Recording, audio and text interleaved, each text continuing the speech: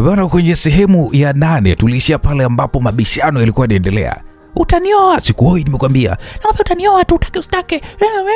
Nakwambia sikuoi, kwanza ndoa yenyewe sitaki mimi. Naomba utanitaka tu na nitakuzalia, nakwambia. Jamani, hapo ndipo tulipoishia kwenye sehemu ya 8. Mvutano wa mabishano kati ya Eliana na kijana Victor. Sasa tukawa tunajiuliza, kuna ndoa kweli hapa? Msikilizaji, wewe unaiona ndoa kweli? Mimi sijui. Na vipi kuhusu Hafsa? Hafsa yuko wapi? Nani anahusika na juu ya kutekwa kwa Hafsa? Mimi mwenyewe sijui. Bwana, karibu kwenye huu mzigo wa Sweet Love. Mimi naitwa Uncle J. Mzigo umetayarishwa na kuandaliwa na Saidi JR. Karibu sana kwenye hii sehemu ya 9 tupate kujua nini hasa kilichoweza kuendelea. Utanioa nakwambia, na nitakuzalia. Wewe yakoe nani wewe? Mimi sikuoi wewe, sikutaki, kwanza sikupendi. Hapo ndio inapokuja nyimbo ile sikutaki, sikupendi. Mimi na wewe basi. Sikupendi wewe. Sikutaki. Utataka nakwambia wewe, utataka. Bwana, karibu kwenye sehemu ya 9. Victor, hivi ukiniangalia mimi na huyo hawara yako, nani mzuri? Unajua kabisa huyo Hafsa wako hanifikii hata chembe, lakini unajifanya kiburi tu cha kukiri hilo. Victor, mimi ni mzuri kuliko huyo Hafsa. Wewe nisikilize wewe.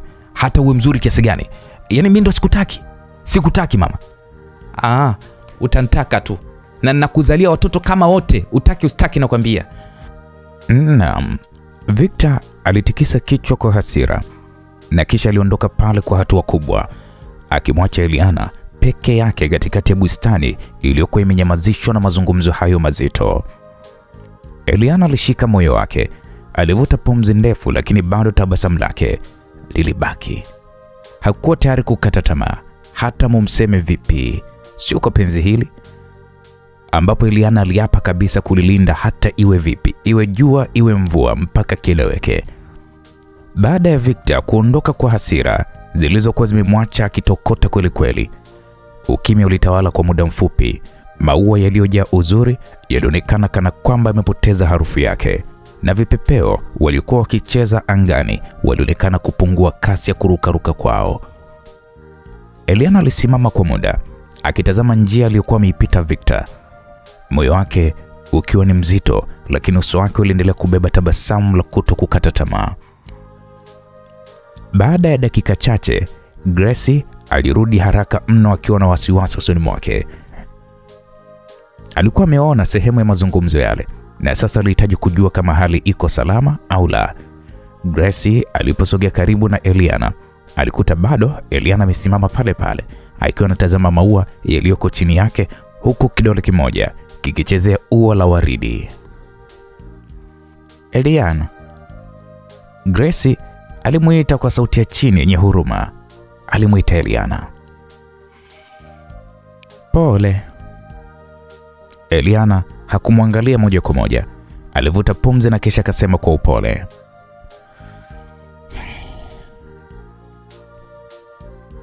Gracie, nilijua kabisa Victor atakuja kwa hasira. Nilihisi kabisa kuwa bado ana chuki ndani yake. Nilijua tu. Gracie aliketi kwenye benchi lililokuwa lipo karibu. Aliinama mbele kidogo. Lakini Eliana, haya maneno aliyokutamkia leo, jamani, yalikuwa ni makali sana. Kwa nini bado unasisitiza ndoa na mtu ambaye hajakuelewa hata kidogo? Hapo Eliana alimgeukia kwa mara ya kwanza. Alimtazama kwa macho yaliyokuwa na utulivu mkubwa kupita kiasi. Nisikilize Gracie. Ni kwa sababu namjua Victor kuliko anavyojijua mwenyewe. Nimeona hofu ndani ya macho yake. Hiyo sio chuki. Ni hofu tu ya kupenda na kuumizwa tena. Lakini mimi naamini Victor hanichukii. Eliana. Lakini leo hii unajua Victor anakushutumu ya kuwa na uhusiano na tukio la kupotea kwa Hafsa. Anaona wewe ndo unahusika. Sio jambo dogo hilo. Na ameanza kuunganisha kila tukio baya kwenye maisha yake na wewe. Kwani usimwache tu ukatafuta mwanaume mwingine? Mbona wako wanaume wengine handsome tu wazuri kuliko hata huyo Victor? Mwache Victor muoe Hafsa au akaoe wanawake wengine. Wewe utaendelea na maisha yako.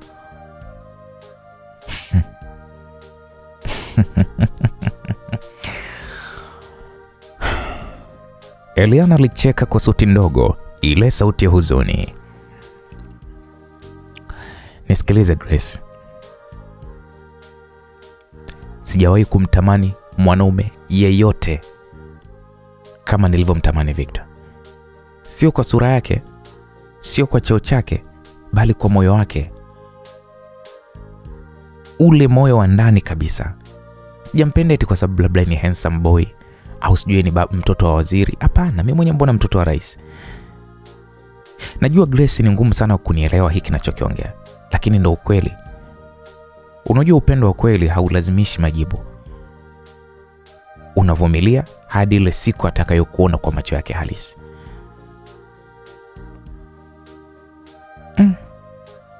Lakini Eliana, unajua ndoa sio mchezo wa kuvumilia kila siku. Ndoa inahitaji usawa. Ndiyo unampenda, lakini je, kama hatokupenda na unataka kufunga naye ndoa? Kama ataendelea kukuona kama mzigo tu kwenye maisha yake na umefunga naye ndoa, unadhani itakuwaje? Eliana aliketi taratibu kwenye benchi hilo la bustani. Alinamisha kichwa chake na kisha akashikilia kwa mikono yote miwili. Nisikilize Grace. Mimi nitavumilia. Mimi sitaki pesa za Victor. Sitaki jina la Victor. Sitaki hata heshima ya kuwa mke wa mtoto wa waziri mkuu. Mimi nachokitaka ni nafasi tu. Nafasi ya kupenda, nafasi ya kuonesha upendo wangu. Kama nitashindwa, basi nitaondoka nikiwa nina amani kwamba nilijaribu. Grace alitazama uso wa Eliana kwa muda, macho yake yakiwa yamejaa huruma. Sawa. Lakini usisahau ya kwamba dunia hii si ya watu wenye mioyo tu. Kuna watu wenye roho mbaya. Kuna watu wenye mipango mibaya. Hafsa japo sio rafiki yako, lakini hakustahili kupotea vile. Na kama kweli kuna mtu anataka kuharibu maisha ya Victor kupitia upendo wenu, basi uko hatarini pia.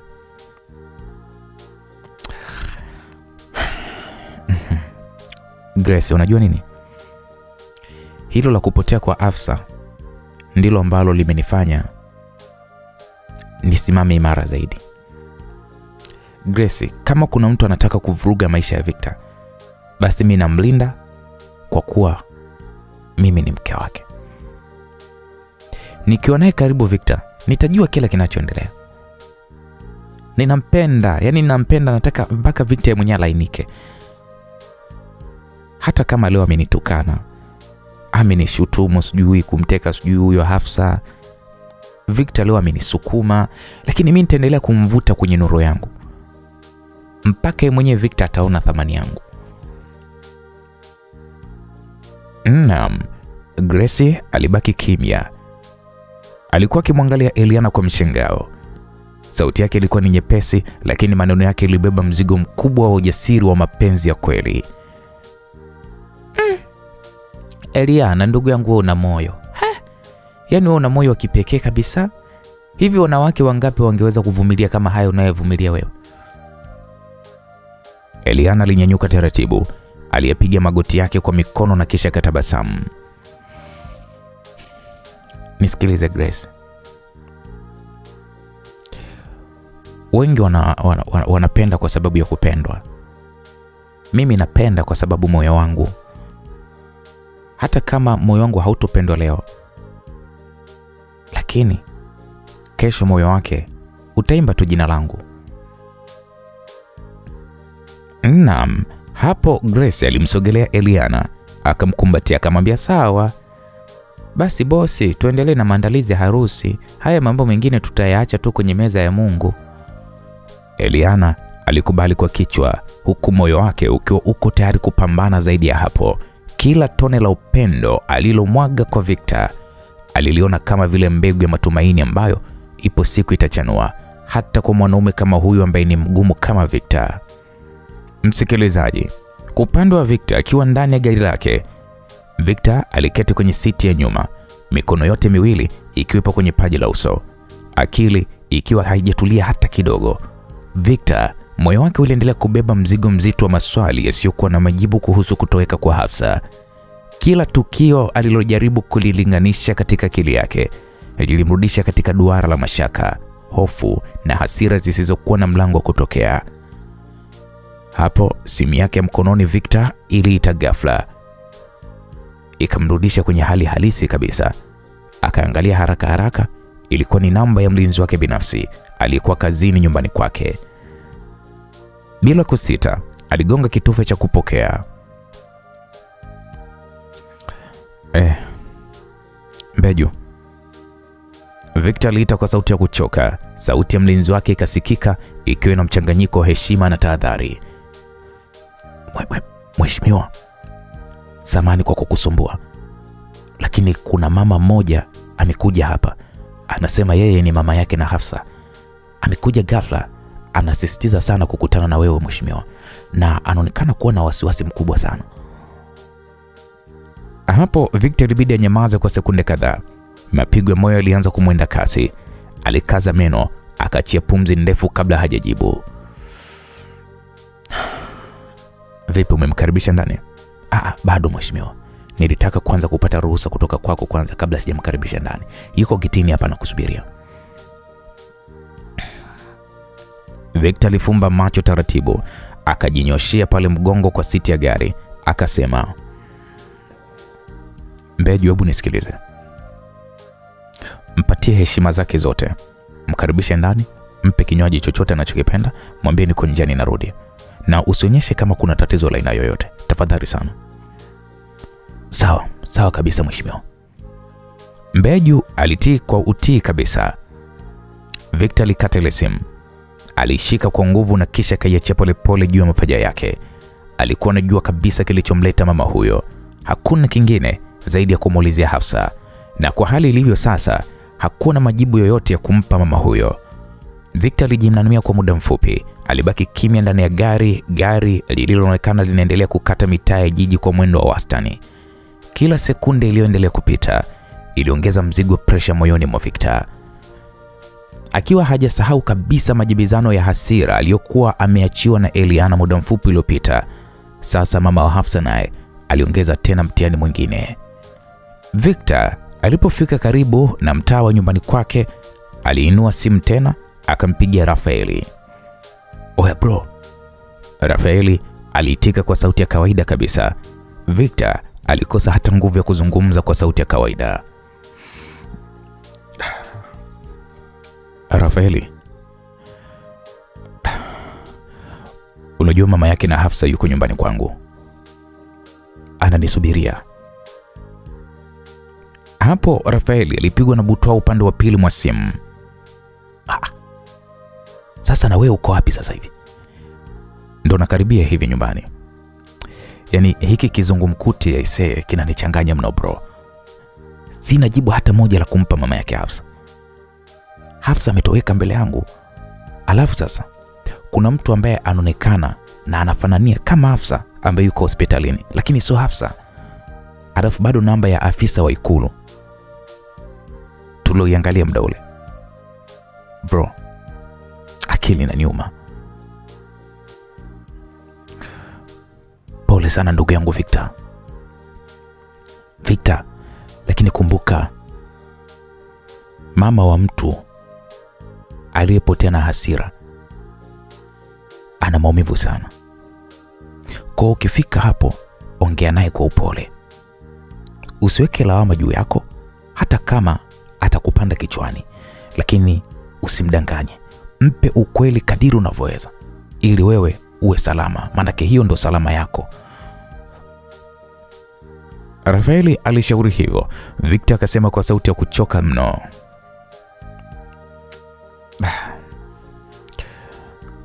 Nashukuru ndugu yangu, Nitajaribu kuweza kujizuia, lakini moyo wangu umekuwa ni mzito sana siku hizi.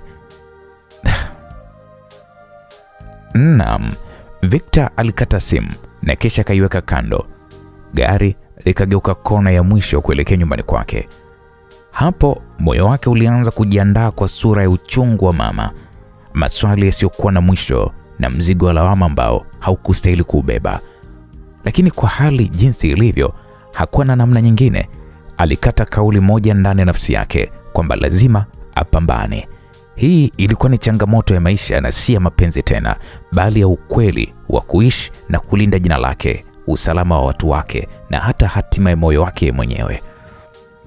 Victor alipofika mbele ya lango kuu la nyumbani kwake, moyo wake ulidunda kwa kasi isiyokuwa ya kawaida. Gari liliposimama hakuweza kutoka mara moja. Alikaa kwa sekunde chache akiangalia kupitia kioo cha mbele na kisha alivuta pumzi ndefu na kufungua mlango. Alishusha mguu mmoja kwa tabu kana kwamba mguu huo ulikuwa na uzito wa dunia nzima. Alipoingia sebuleni, alimkuta mama yake na Hafsa tayari ameketi pale kwenye sofa la pembeni. Alikuwa ameshika mkoba wake kwa nguvu, macho yakiwa ni mekundu kweli kweli, sura yake ikionyesha hasira, huzuni na jazba kwa wakati mmoja. Mlinzi Mbeju alisimama mbali kidogo kwa heshima, huku akiwa macho kwa kila hali. Mama huyo hakuonesha hata chembe ya salamu.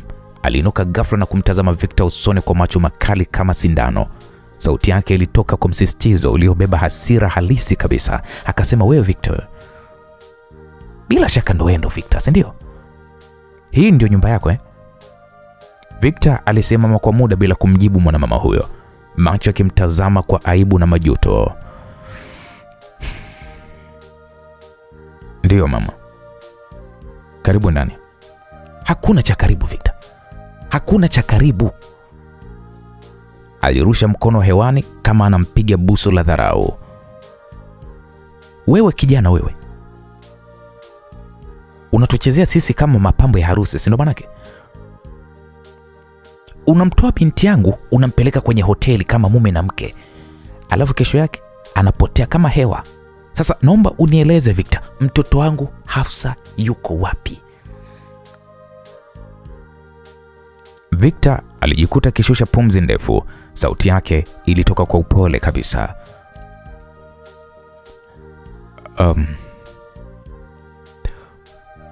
Mama,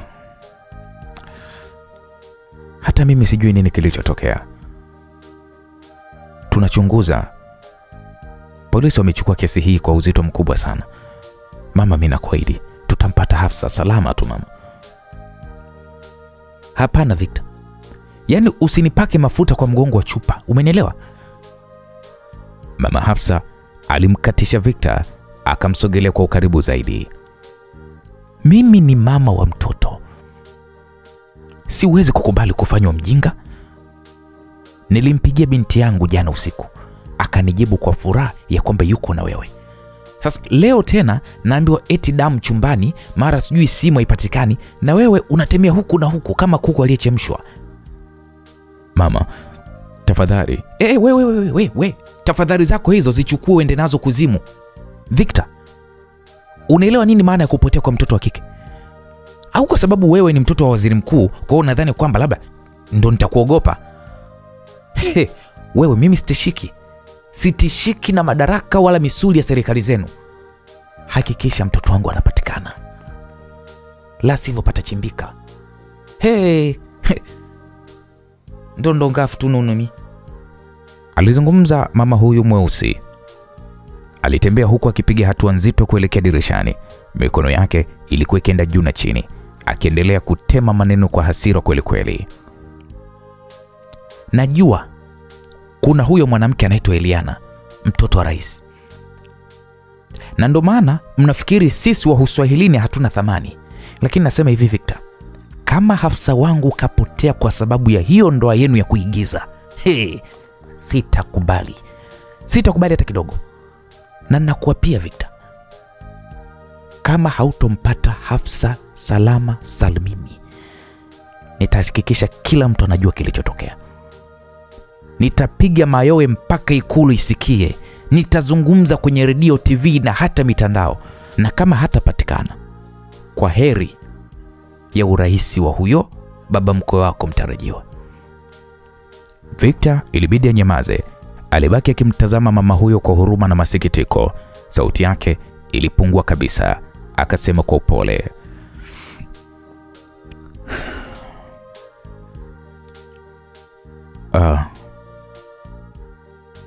mama, naelewa maumivu yako. Naelewa kabisa. Lakini nakuomba tuwe kitu kimoja. Mimi nitafanya kila liwezekanalo na zaidi mimi nakuhakikishia Hafsa anapatikana. Na kuahidi mama, nitamtafuta kwa kila njia. Hapo mama Hafsa alimtazama kwa sekunde chache, macho yake yakianza kujaa machozi, lakini hasira haikupungua. Alimnyoshia kidole akamwambia, wewe usinihisi kama hujui unachokifanya Victor. Mimi ndo nimezaliwa Tandale, nimeelelewa Magomeni. Sijai kuogopa mtu na sitaanza leo. Mimi ndo mama mweusi aka Kungwi. Kisha mama huyo alichukua mkoba wake kwa hasira, alitoka sebuleni bila hata ya kuaga.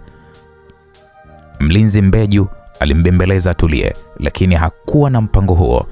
Victor alibaki amesimama tu pale, yani kama vile sanamu la posta. Alihisi shingo yake ikilema, bega likidondoka na kifua kuwa kizito. Dunia ilikuwa imemwelemea kwa uzito wa dhambi asiyojua, hatia asiyostahili na upendo ambao haukuwa wake tena. Katika maisha yake yote Victor hakuwahi kuhisi madhaifu kama siku hii. Lakini jambo moja alijua, asipomtafuta Hafsa kwa udi na uvumba, kivuli cha lawama na kisasi kitamwandama maisha yake yote. Aliendelea kusalia akimtazama mama Hafsa akitokomea kwa hasira mlangoni. Victor alipumua kwa nguvu kana kwamba amebeba dunia mabegani. Alipojaribu kurudi katika sofa kukaa, mara simu yake ikaita, mlio mdogo wa taarifa kutoka kwenye programu ya Tracker app aliyokuwa ameinstall kwenye simu yake.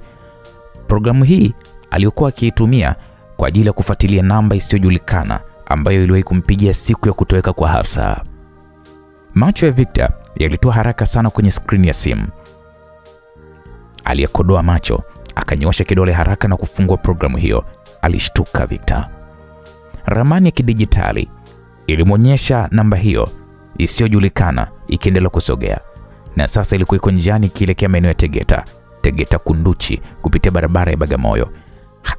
Hii ilimshangaza sana Victor, kwani namba hiyo ilikuwa haitoi mwelekeo wowote ule. Ilionekana offline, yani haipo hata kwenye mtandao. Lakini ghafla leo, tena siku ile ile mama Hafsa alipokuwa amemfuata, ndio namba hiyo ilijitokeza tena. Hakupoteza muda, Victor aliinuka kama mtu aliyekuwa amegongwa na umeme. Akavua suti aliyokuwa ameivaa. Haraka sana akavaa jaketi la kawaida, akachukua pale funguo za gari lake kutoka kwenye drawer ya kona ya meza.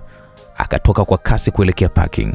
Mlinzi wake Mbeju alitaka kumuuliza anaelekea wapi, lakini Victor alimpita kimya kimya kama vile upepo, macho yakiwa yamejaa msisimko wa haraka na mashaka. Gari lilipiga kona mtaani kama risasi.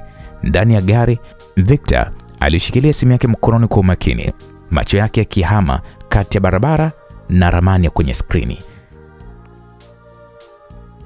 Alikuwa anaendesha huku app ya live location ilikuwa ikiendelea kuonyesha mstari mwekundu unaosogea polepole, alama ya mtu aliyebeba ile namba ya simu.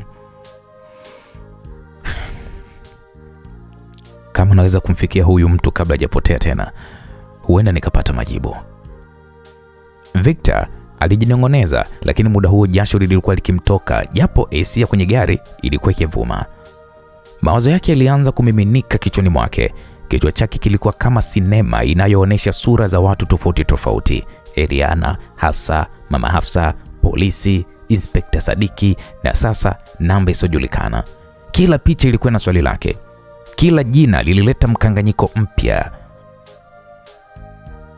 Gari lilizidi kukimbia. Dakika 15 baadaye, ramani ilionyesha kwamba simu hiyo sasa ilikuwa ikielekea maeneo ya Mbezi Beach. Hii ilimshangaza zaidi. Inaonekana ikielekea sehemu zisizokuwa na makazi mengi. mahali palipoonekana kama vile maghala ya zamani au viwanja vya wazi. Victor alibonyeza mafuta zaidi, yani alikanyaga mwendo. Alitamani ndo kama awe anaendesha ndege ndogo badala ya gari. Na sasa alikuwa na uhakika endapo atamkamata huyu mtu mwenye hii namba, bila shaka ataweka hatima ya Hafsa wazi wazi ya kwamba Hafsa yuko wapi. Aidha Hafsa alikuwa naye. Ndicho alichokuwa naamini Victor. Huenda huyu mtu yuko na Hafsa, au mtu huyu alikuwa amehusika moja kwa moja na tukio la kutoweka kwa Hafsa. Lakini moyoni mwake pia Victor kulikuwa kuna hofu. Je, kama huu ni mtego? Kama je hii ni hila nyingine? Alijitetea Victor, lakini akaamua kuikata kauli hiyo kwamba sitaki kujua, lazima nifuatilie, Hafsa hatopotea hivi hivi. Dakika nyingine 10 zilipita. Mstari wa kwenye ramani ukaanza kupungua mwendo. Ilimaanisha gari au mtu mwenye namba hiyo alikuwa amesimama. Victor alipunguza mwendo na kuanza kuendesha kwa tahadhari. Alifuata ramani mpaka eneo ambalo lilionekana kama jengo dogo lenye lango la chuma lililozungukwa na uchochoro wenye vichaka. Aliegesha gari lake pembeni mwa barabara, akazima injini. Alishika simu yake na kisha akaangalia tena. Namba hiyo ilikuwa imesimama pale pale, mita chache kutoka alipokuwa amesimama yeye Victor. Kifua chake Victor kilianza kudunda. Akafungua mlango wa gari, akatoka kwa tahadhari, akavuta pale jaketi lake vizuri na kisha akaanza kusogea taratibu. Akaamua kupiga ile namba ili asikie kama atapata sauti yoyote karibu. Alibonyeza simu na simu kweli ilianza kuita kutoka upande wa pili wa ukuta wa jengo hilo. Sauti ya mlio wa simu ilisikika. Ile sauti maarufu kabisa ya default ringtone ilikuwa ikivuma kwa mbali na Victor alishtuka. Alisogea zaidi. Aliweka simu yake mfukoni na kuanza kuzunguka ukuta huo kwa tahadhari. Alipokaribia lango la chuma, alisukuma kidogo, likafunguka kwa kishindo. Mbele yake kulikuwa kuna kiwanja cha vumbi na jumba la kawaida lililofungwa milango. Mlio wa simu uliendelea kusikika ndani ya jumba hilo. Victor alivuta pumzi, aliingiza mkono mfukoni, akavuta pale bastola ndogo aliyokuwa nayo. Aliwahi kuruhusiwa kubeba bastola binafsi. Hii ni kutokana na hadhi yake ya serikalini. Sasa hakuwa na hakika ni nini anakwenda kukutana nacho. Victor alianza kutembea kwa tahadhari kuelekea mlango wa hilo jumba. Mlio wa simu ulikuwa karibu. Ulikuwa karibu kabisa. Na hapo moyo wake Victor ulianza kudunda kwa nguvu kama ngoma ya vita. Alipofikia mlango, aliufungua kwa tahadhari na kisha kazama ndani. Kwa umakini mkubwa Victor alianza kutafuta chumba ambacho ule mlio wa simu ulikuwa ukisikika. Taratibu alipita chumba kimoja baada ya kingine. Hatimaye alifika kwenye chumba ambacho ile sauti ilikuwa ikisikika kwa ndani. Alifungua mlango wa chumba hicho kwa tahadhari, huku sauti ya simu ikiendelea kulia ndani kwa ukakasi. Moyo wake ulidunda kwa kasi. Kila hatua aliyopiga ilizidi kuongeza msisimko wa kila alichoweza kukikuta mbele yake. Alipoingia ndani, harufu ya perfume ya kifahari ilimsalimu. Macho yake yalimulika kwenye meza pembeni ambapo mkoba mmoja wa kifahari ulikaa kwa ustadi kabisa, uking'aa kama dhahabu. Sauti ya simu ilikuwa ikitokea humo humo. Victor alisogea taratibu, alivuta kiti akaketi, alivuta huo mkoba na kisha kaufungua. Ndani yake aliona vipodozi vya thamani, kalamu na dhahabu pamoja na simu. Ile simu iliyokuwa inafuatiliwa kupitia programu ya tracker. Alikodoa macho kwa mshangao alipoingiza mkono kutoa ile simu. Ghafla mlango wa chumba ulifunguka kwa nguvu na Eliana aliingia huku akiwa ameshika mafaili mengi mkononi, earphone masikioni, sura yake ikiwa ina furaha ya kawaida kabisa. Alisimama tu mlangoni, macho yake yalikutana na ya Victor. "Ha? Victor?" alitamka kwa mshangao Eliana. Akatoa earphone, akaweka mafaili juu ya meza. "Wewe unafanya nini huko ndani?" "Victor, umekuwa unanifuatilia sasa eti?" Victor hakumjibu kwa mara moja. Badala yake alinyanyua ile simu na kisha kainyosha juu, akimwonyesha, "Simu hii iko ndani ya mkoba wako. Ni simu ambayo nilikuwa naitrack. Hii namba ilinipigia masaa machache baada ya Hafsa kupotea." Hapo hata Eliana mwenyewe alishindwa kujizuia kujishangaa. Alisogea kidogo, akaikodolea macho ile simu. samani, hiyo simu umeitoa kwenye mkoba wangu mimi? Victor bwana, haiwezekani bwana. Hiyo simu mimi sio yangu. Na wala hata sijui kuiona. Victor alinyanyuka, alimsogelea Eliana, sura yake ikionyesha hasira zilizochanganyikana na mchanganyiko wa mashaka na huzuni. Unamaanisha kwamba hujui ni vipi hii simu imeingia kwenye mkoba wako, si ndio? Eliana, sasa naona unaanza kuniletea utani wa maisha. Hafsa amepotea. Polisi wapo kazini. Mimi nateseka kutafuta ukweli, alafu ghafla namba ya simu inayohusishwa na kutoweka kwake Hafsa inapatikana kwenye mkoba wako, alafu nasema kwamba hujui simu hii ya nani?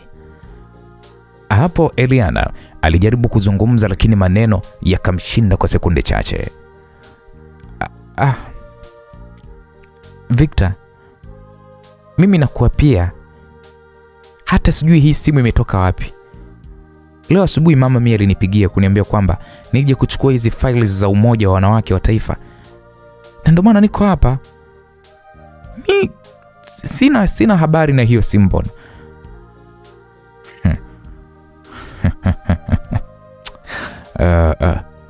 Eliana, hivi unadhani mimi ni mtoto mdogo, si ndio? Unaweza ukacheka na watu wengine wote, lakini sio mimi. Mimi siwezi kucheka na wewe. Unajua nini kinaniuma? Unataka kuolewa na mimi, lakini mimi nampenda Hafsa. Na sasa Hafsa amepotea. Namba ya mtu aliyehisiwa kufanya haya yote iko kwenye mkoba wako. Ila bado unataka nisiamini kwamba wewe uko nyuma ya haya yote. Victor, sawa. Nielewe hivyo hivyo vibaya unavyonielewa. Nituhumu hivyo hivyo. Nipigie kelele mbele za watu, lakini usiseme kwamba mimi nimemteka Hafsa. Unajua kiasi gani ninavyokupenda Victor? Unadhani mimi ningefika mbali kiasi hiki ili kupigania penzi letu, alafu leo hii nije kuharibu kwa kitu kama cha ujinga kama hiki unachokizungumzia wewe? Hapo Victor alimkaribia zaidi Eliana, sura yake ikionyesha kuchoka. Eliana, mapenzi hayawi sababu ya kuweza kumteka mtu. Kama kweli una mapenzi ya halali, hayawezi kuwa chanzo cha dhuluma. Unasema dhuluma? Victor, mimi niko hapa kwa sababu ya mapenzi. Siogopi aibu, siogopi wewe unavyoniona, wala siogopi hukumu zako. Lakini sijawahi na sitawahi kumtendea Hafsa jambo kama hilo. Yaani kama kuna mtu anaweza kuingia hadi kwenye mkoba wangu na kuweka hiyo simu, basi huyo mtu ni hatari kuliko hata unavyofikiria. Mimi sio huyo mtu. Majibizano yaliongezeka, lakini Eliana alibaki akiongea kwa upole na sauti ya kistaarabu kidogo. Hata Victor alipoinua sauti na kuanza kutoa shutuma moja kwa moja, bado Eliana alijibu kwa utulivu. Victor, kama kupenda ni kosa, basi nisamehe Victor. Lakini usinitupie lawama ambazo mimi siwezi kuzibeba.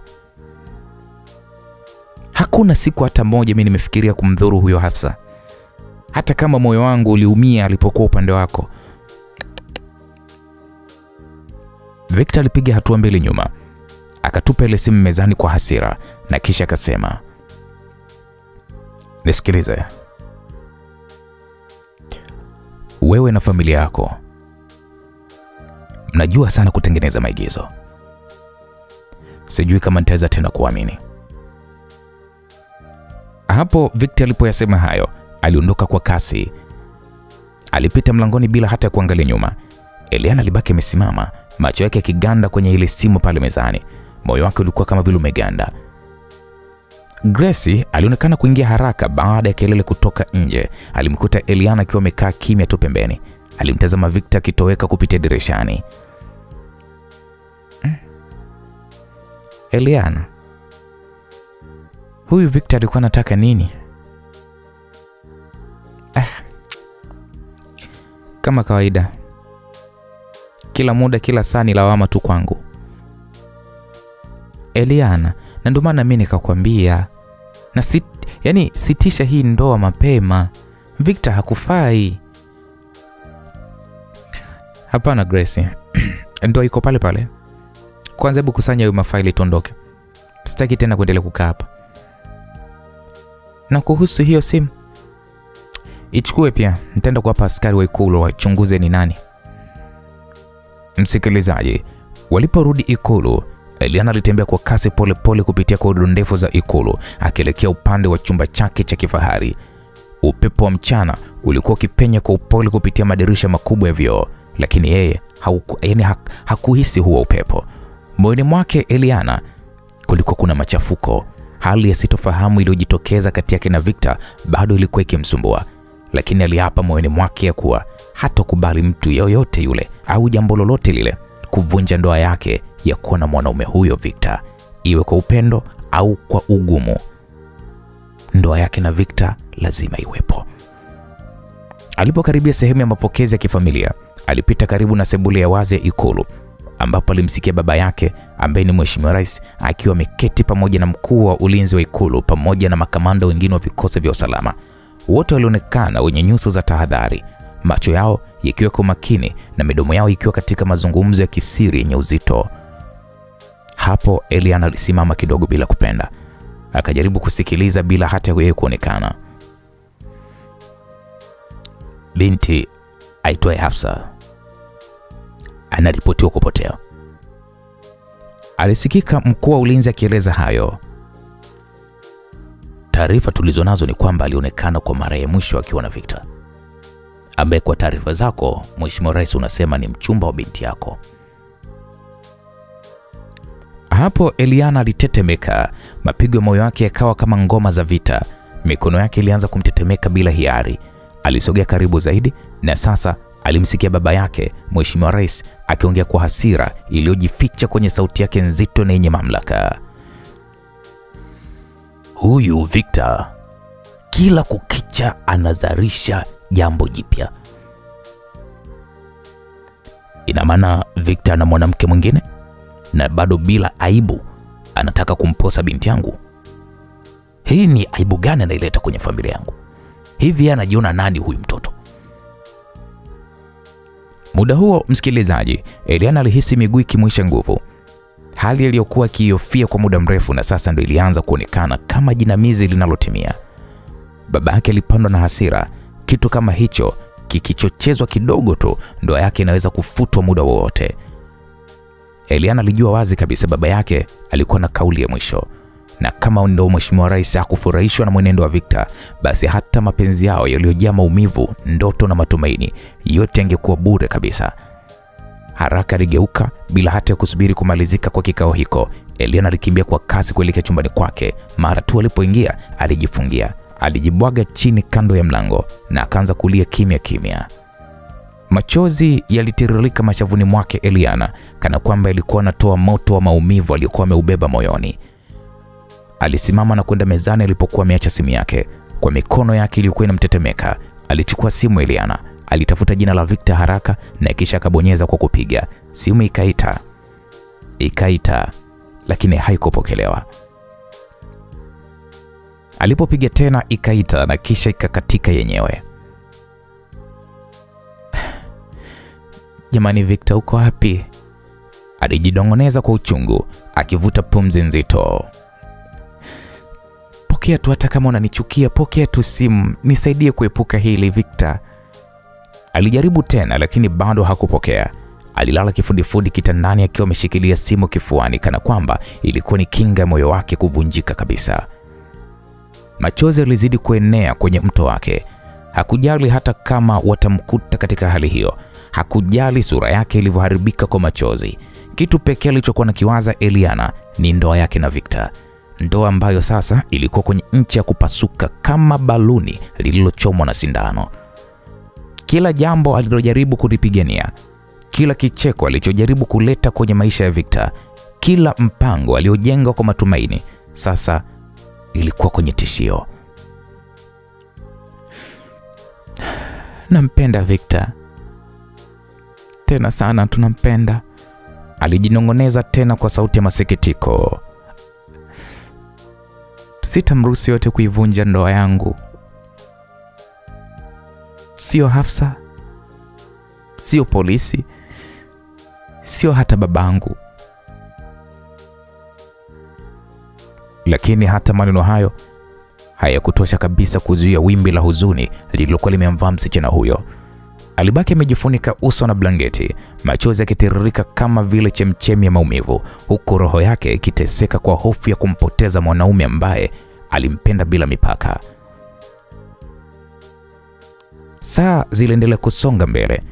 Ilipokaribia majira ya saa 2 za usiku, ikulu ilikuwa imetulia, ukimya ukitawala kila pembe ya jumba hilo kubwa la kifahari. Eliana alitoka polepole chumbani mwake, macho ikiwa yamevimba kwa kulia, moyo ukiwa ni mzito kwa hofu na maumivu. Aliwaona wale makamando wa ulinzi pamoja na mkuu wa usalama wa taifa wakitoka sebuleni baada ya mazungumzo yao na baba yake ambaye ni Mheshimiwa Rais. Eliana alipohakikisha ule ugeni umetoweka, alijikakamua na kuelekea moja kwa moja kwenye chumba cha baba yake. Alisimama mbele ya mlango, alivuta pumzi ndefu na kisha akagonga kwa heshima.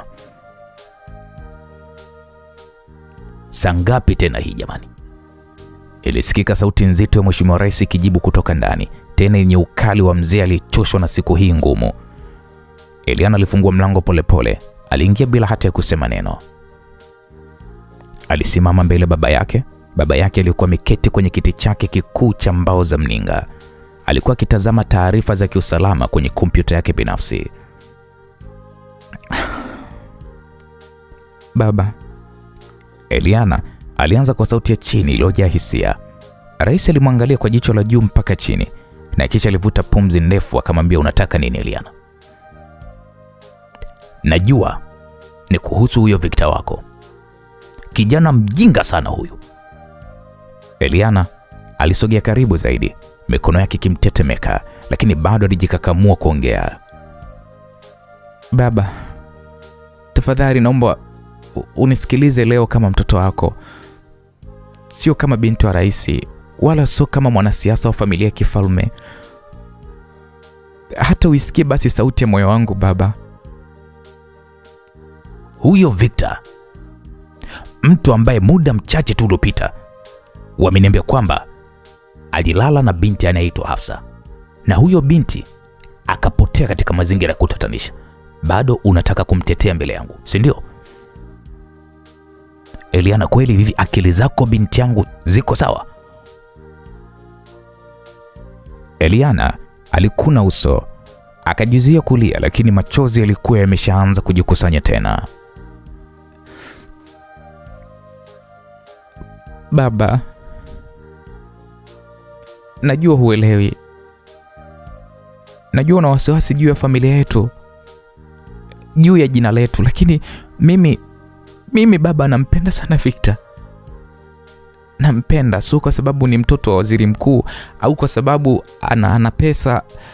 Mimi nampenda kwa sababu ya namna anavyonifanya nijisikie ninapokuwa karibu naye, hata kama hajajua mimi ni nani. Baba, Victor hajanipenda kwa sababu mimi ni mtoto wa rais." "Hivyo mtoto, unafikiria hata kidogo hicho ambacho nakiongea hapa?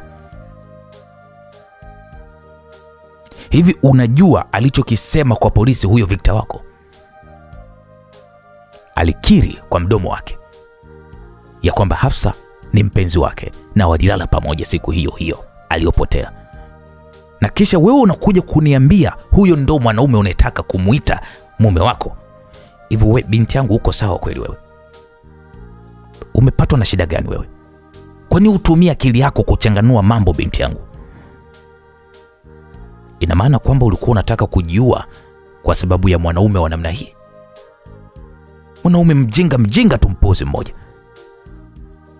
Nini hicho ambacho umekipenda kwa huyo mwanaume kiasi cha kwamba wewe hutaki kusikia ushauri wowote ule kuhusu yeye?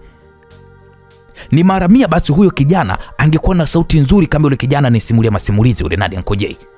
Kwamba okay sawa, umempenda huyo kijana labda kwa sababu ana sauti nzuri yenye kuvutia, lakini hata sauti yenyewe hana.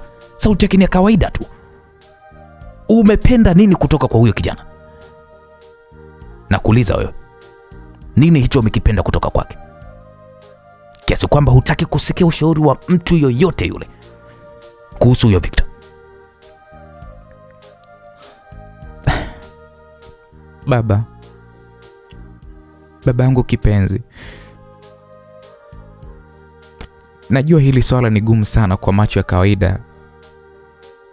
Sina maana ya kwamba huwezi kuona ninachokiona mimi, ila baba, hizi ni hisia. Huu ni upendo wa kweli baba. Hakuna mwanadamu aliyekamilika. Hakuna mwanadamu asiyefanya makosa hapa duniani baba. Victor aliniambia hayo yote kabla. Alikiri kila kitu na bado nilichagua kubaki naye.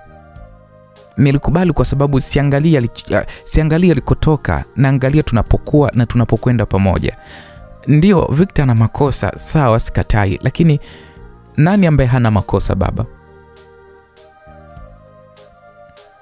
Ni kweli alikuwa na Hafsa kama mpenzi wake, lakini hiyo ni zamani baba, sio sasa. Unasema sio sasa? Eliana, hili tukio limetokea lini? Si limetokea jana?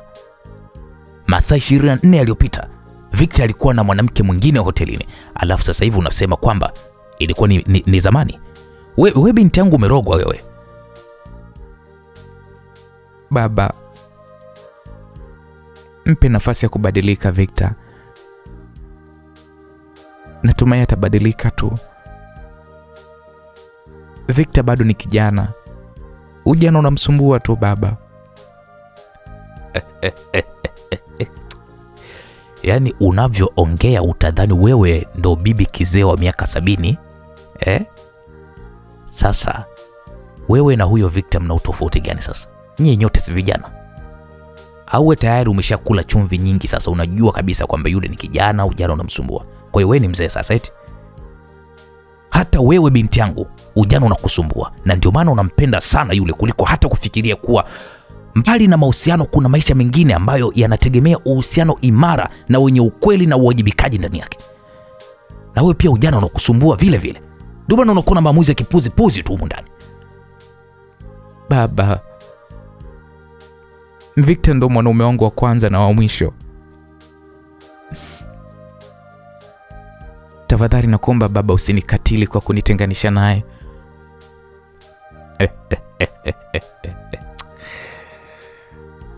Rais alicheka kwa dhiaka, macho yakiwa ni makali kweli kweli. Kwa hiyo kwa kuwa Victor anakubusu, anakukumbatia, unaamua kuacha akili zako mlangoni na kuendesha maisha yako kwa hisia. Umefika mbali kiasi hiki binti yangu, si ndio? Hapo msikilizaji, Eliana alidondoka kwenye magoti mbele ya baba yake. Sasa machozi yakawa hayazuiliki tena. Alishika magoti baba yake huku akilia kwa uchungu mno. Baba, nakuomba usivunje ndoa yangu. Tafadhali usiniangamize. Najua moyo wangu umeshamchagua Victor. Tafadhali baba, nakuomba. Hebu simama Eliana. Hapo Mheshimiwa Rais aliongea kwa sauti ya kutetemesha. Unaniaibisha sana. Umekulia kwenye heshima, umekulia kwenye nidhamu. Sasa unakuja kuniambia mambo ya kizamani ya kulia chini kama mtoto mdogo kwa mwanaume asiyejua anachokitaka maishani mwake. Huyo Victor anacheza na wanawake wawili kwa wakati mmoja, na huyo mwanamke mmoja amepotea. Siwezi kuunga mkono ndoa ya namna hiyo. Siwezi kuruhusu damu ya kifalme kuingia kwenye familia ya vurugu. Hapo Eliana alifuta machozi, alisimama polepole na kisha akamkabili baba yake uso kwa uso, macho yakiwa mekundu kwa machozi lakini akiwa na msimamo. Baba, ikiwa ndoa hii haitotokea kwa sababu yako, nitaheshimu uamuzi wako. Lakini kumbuka, kila siku ya maisha yangu nitakukumbusha ni jinsi gani ulimnyang'anya binti yako haki ya kupenda. Nitavaa tabasamu lakini ndani nitakuwa nimevunjika. Na hutowahi tena kumwona Eliana wa furaha. Rais alimtazama binti yake kwa mshangao. Aliona kitu kipya machoni pake. Si utundu wa kimapenzi wala msisimko wa ujana, bali ni msimamo wa mtu aliyepigania anachokiamini hadi mwisho.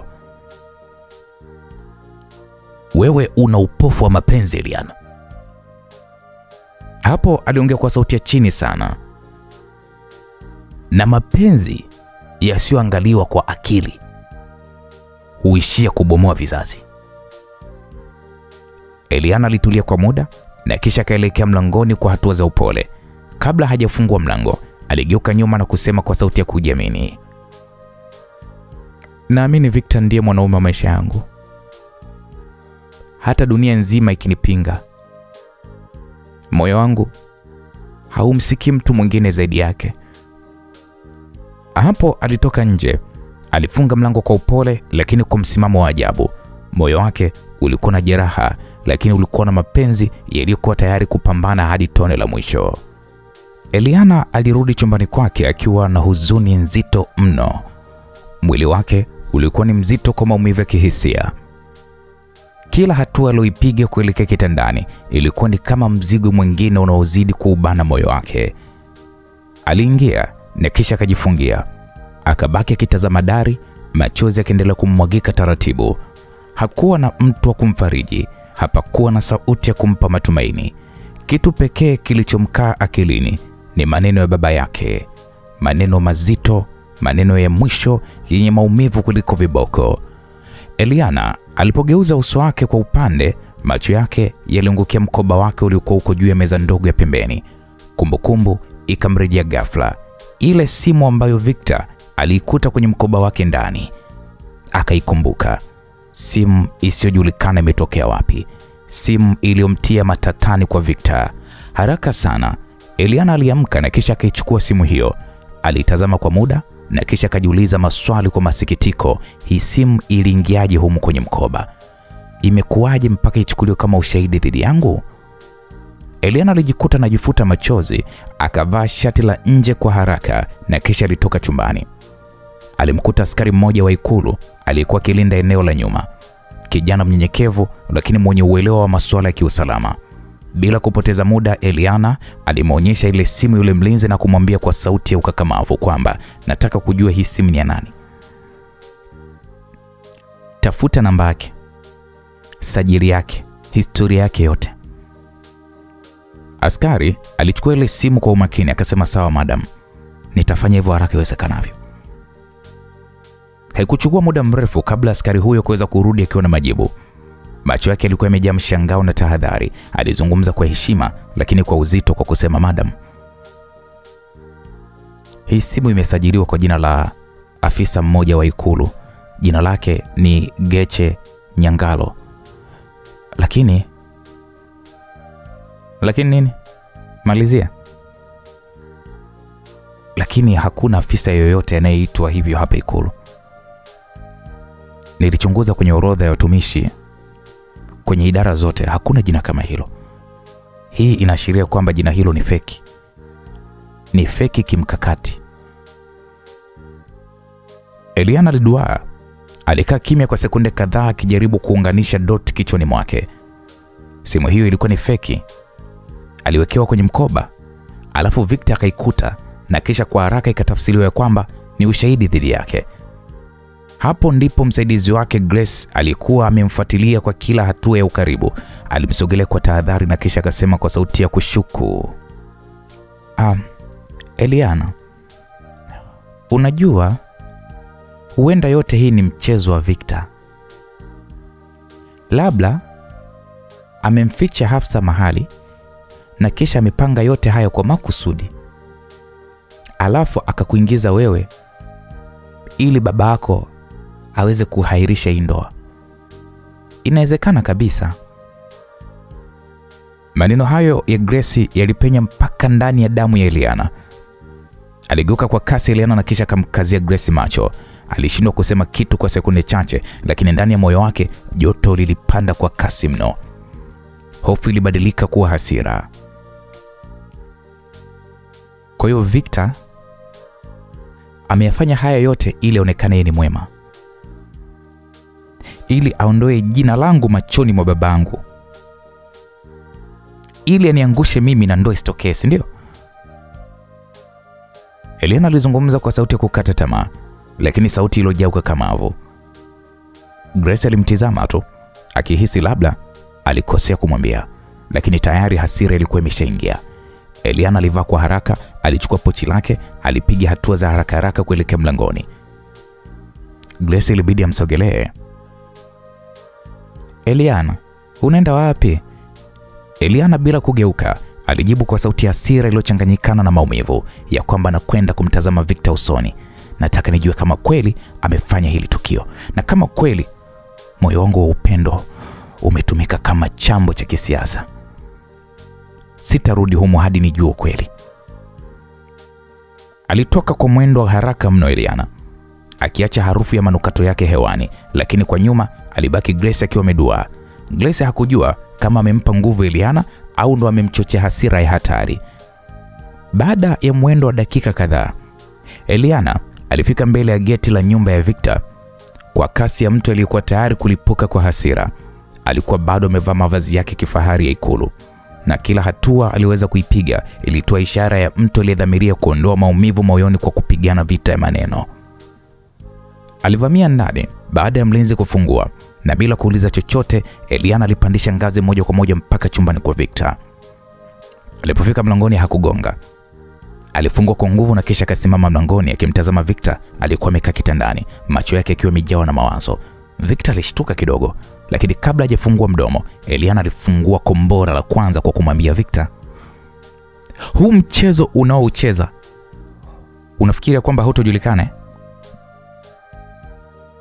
Unafikiri kwamba nitakaa kimya nikitazama jinsi unavyonitumia na baba yangu kama watoto wa darasa la kwanza, si ndio? Hii yote ni mipango yako, sio Victor? Umemficha Hafsa wewe mwenyewe, alafu umejifanya eti hujui wapi alipo, ili Mheshimiwa Rais aweze kugahirisha ndoa yetu, si ndio? Victor kwanza alinyanyuka taratibu, uso wake ulijaa mshangao na hasira iliyojengeka taratibu. Wewe unazungumzia nini wewe? Mimi nimemficha Hafsa? Hivi Eliana unajua unachokisema au umechanganyikiwa wewe? Mimi sijui hata hiyo simu ilikuwaje kwenye mkoba wako. Wewe ndio kuniambia mimi kwamba Hafsa yuko wapi, na sio mimi kukuambia wewe kwamba Hafsa yuko wapi. Hapo Eliana alipiga hatua moja mbele, uso wake ukimkaribia kabisa Victor. Akatamka kwa sauti ya kuchoma moyo, ulikuwa na Hafsa hotelini. Wewe mwenyewe uliiambia polisi. Alafu ghafla eti anapotea. Alafu namba isiyojulikana ije kuonekana kwenye mkoba wangu. Ulifikiri kwamba sitajua huu mchezo wako wa kuniharibia ndoa? Unafikiri kwamba sitagundua unataka urudi kwa Hafsa wako? Hapo Victor aligeuka kwa ghafla, akapiga ngumi juu ya meza iliyopo kando. Vitu vidogo vidogo vikaruka. Akamwambia, sikiliza Eliana, ni wewe ndiye unaipigania ndoa hii kama mjinga usiona wazi. Mimi nimekuambia mara ngapi kwamba sikupendi, na bado unaendelea kujilazimisha kwenye maisha yangu. Haya yote yanaweza kuwa ni mipango yako ya kumondoa Hafsa kwenye njia yako. Victor, Eliana alipiga kelele, machozi yakianza kumtiririka. Unajua nimevumilia mengi. Maneno yako ya dharau, matendo yako ya kikatili, lakini bado moyo wangu unakupigania wewe. Sio kwa sababu sina thamani, bali kwa sababu nilijua tunaweza kuwa tuna thamani pamoja. Lakini umeamua kuwa mnyama Victor. Victor, umeamua kupigana na mimi kila hatua mimi ninayoipiga, si ndio? Victor alitembea kwa hasira ndani ya chumba chake, akapiga hatua kubwa kubwa na kisha akasimama mbele yake tena. Eliana, nisikilize Eliana. Sijawahi kukupenda. Sijawahi kuhisi kuwa nakupenda. Na kamwe sitakupenda. Na kama una akili zako timamu, utajua kuwa Hafsa ndiye mwanamke wa moyo wangu. kama kuna mtu anayeweza kumdhuru Hafsa, basi ni wewe. Kwa sababu ulikuwa una wivu, ulikuwa una kila sababu ya kumtoa kwenye njia. Victor, unajua kinachoniumiza sio tu hayo maneno yako, bali ni ukweli ya kuwa najua huniamini hata kidogo. Najua hutojali hata nikipotea kama Hafsa. Hafsa amepotea lakini unamjali.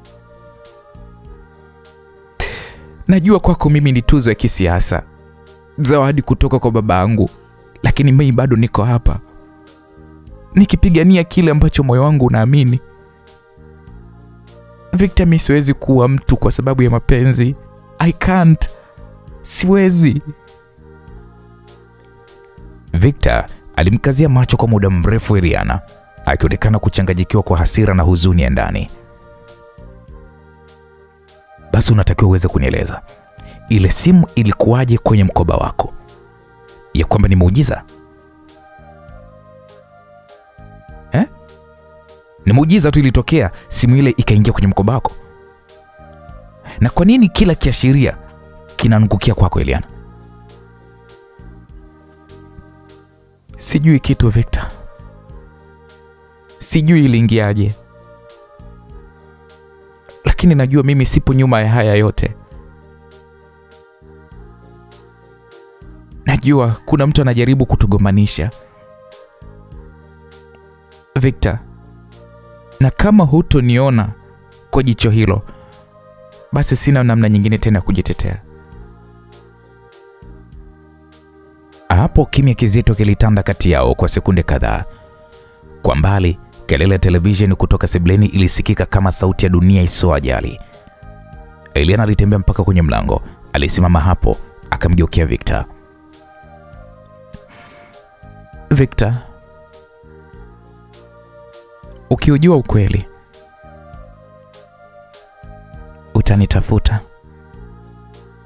Na kama ni kweli mimi ndo nimefanya hayo yote, basi sitaweza kuishi na huo mzigo. Lakini kama nimeonewa, Victor, usirudi ukilia kwangu, kwa sababu utakuwa umeshachelewa. Eliana alitoka kwa kasi, milango ikifunga kwa kishindo. Victor alibaki amesimama katikati ya chumba, mikono yake ikiwa imezama mfukoni, macho yake yakitazama chini kwa mawazo mazito. Kila neno la Eliana lilikuwa ni kama sindano iliyomchoma moyo, lakini hasira bado haikumpa nafasi ya kuamini au kusamehe.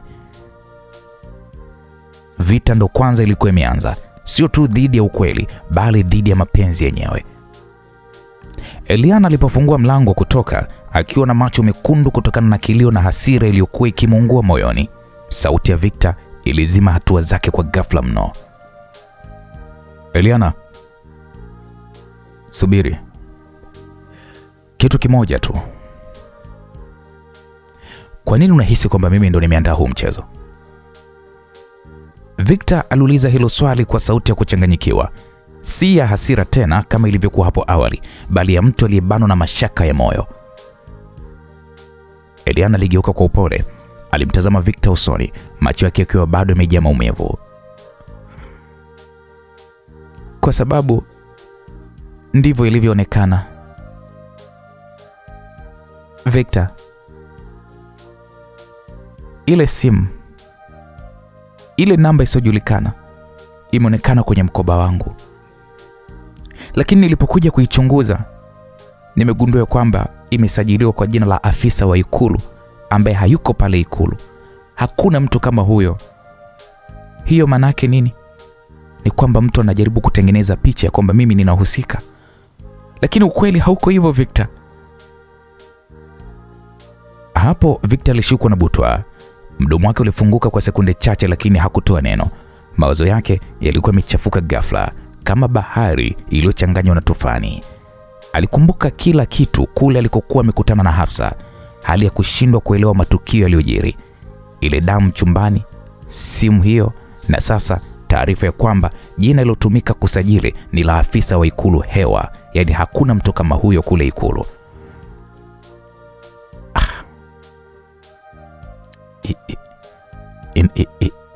Ina maana Victor alisema taratibu, sauti yake ikitetemeka. Yaani inamaanisha mtu mwingine yuko nyuma ya haya yote yanayoendelea, si ndio? Eliana hakusema kitu.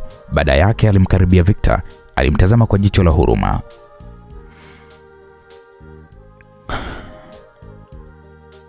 Victor, najua kuna vitu vingi hatujakubaliana. Najua hukunichagua kwa moyo wako wote. Lakini siwezi kukaa kimya kuona kila mtu anageuziwa shingo kwa hila ambazo hata sisi hatuzielewi. Mtu huyu yuko nyuma ya pazia. Na kama hutaki mimi niwe sehemu ya safari yako, basi nijibu sasa hivi. Hapo Victor hakuweza kumtazama Eliana usoni. Alivuta pumzi ndefu na kisha alianza kutembea kuelekea lilipokuwa gari lake. Alifungua mlango wa dereva, aliingia ndani na kisha alianza kukagua simu yake, akitafuta ile location ya mwisho kabisa ya ile namba. Eliana bila kusita alizunguka upande wa pili, alifungua mlango wa abiria wa mbele, akaingia ndani ya gari bila hata kumwangalia Victor usoni. Victor alipogeuka na kumwona ameketi tayari, macho yake yalimtazama kwa mshangao. Sasa umeingia ndani ya gari, unaenda wapi sasa hivi? Unapokwenda wewe na mimi nakwenda. Na usijaribu kunizuia Victor. Hii ni vita yetu sisi wawili sote. Victor, kama unautaka ukweli, basi tufuatilie pamoja. Mimi pia nataka kujua ukweli wa Hafsa. Najua hutaki, lakini leo sitakubali kusubiri pembeni wakati moyo wangu uko uwanjani. Victor alifunga mlango kwa nguvu kidogo. Alishika usukani na kisha akatoa gari eneo la maegesho kwa kasi kidogo. Mlinzi wao alikuwa amesimama pembeni, aliwashangaa kwa macho kutokutambua hatima ya safari yao. Uso wake ulionyesha shaka, lakini hakupakuwa na mamlaka ya kuzuia walichokuwa wameamua. Wakiwa wako njiani, ukimya mzito ulitawala kwa dakika kadhaa. Victor alikuwa anavuta pumzi mara kwa mara, akielekeza macho yake barabarani, huku akili ikihangaika kutafsiri kila kipande cha fumbo walichokumbana nacho. Eliana naye alikuwa yuko kimya, lakini tofauti na Victor, moyo wake haukuwa umetulia. Alijua kuwa hata kama Victor hamwamini, bado anahitaji msaada wake kumaliza hili jambo. Eliana, unafikiri ni nani anayefanya hayo yote? Victor aliuliza kwa sauti ya kutafakari, akiwa tayari anapiga kona kuelekea barabara kuelekea katikati ya jiji. Eliana alitingisha kichwa polepole. Sijui. Lakini mtu huyo ana akili nyingi sana. Anaweza kuteka mtu, kuacha damu chumbani na simu kwenye mkoba wangu, alafu akaondoka bila hata kushikwa. Huyo sio mtu wa kawaida. Ana malengo. Labda ni mimi ndo shabaha yake, au labda ni wewe ndo shabaha yake. Na ndo maana anafanya hivi ili kutugombanisha mimi na wewe. Yeah. Au pia shabaha yake ni sisi sote wawili, mimi na wewe. Mtu anayetaka kuhakikisha sisi hatufanikiwi tukiwa pamoja. Hafsa alionekana wazi kutokufurahi mimi kukuoa wewe. Lakini siamini kama yeye angepanga huu mchezo namna hii. Watu wakijeruhiwa kihisia wanaweza kufanya mambo ya ajabu Victor.